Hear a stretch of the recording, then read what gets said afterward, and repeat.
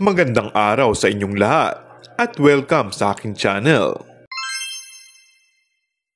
Good vibes nga ngayon si Meme Vice dahil sa magagandang nangyayari sa kanyang network. Nalalapit na kasi ang close contract signing muli ng ABS-CBN Showtime, ang partnership nito sa GMA Network, kung saan ituloy-tuloy pa rin na mapapanood ang noontime show sa Kapuso. Sunod pa ang balitang magbabalik ang talk show nito na Magandang Gabi Vice. Gusto daw kasi isabay ng ABS-CBN ang GGV ni Vice Ganda sa mga nauuso ngayong talk show. Partida nga umaniyan ay wala pang prangkisa, pero ang bongga ng mga programa. Speaking of prangkisa, mas nakakapag-good vibes daw kay Vice ngayon ay ang panibagong pag-asa na mabigyan muli ng prangkisa ang ABS-CBN ngayong taon.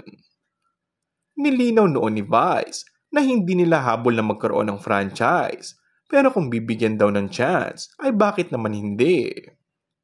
Muling babalik daw sa sigla ang telebisyon at mas lalawak pa ang kanilang maaabot kapag nagkataon.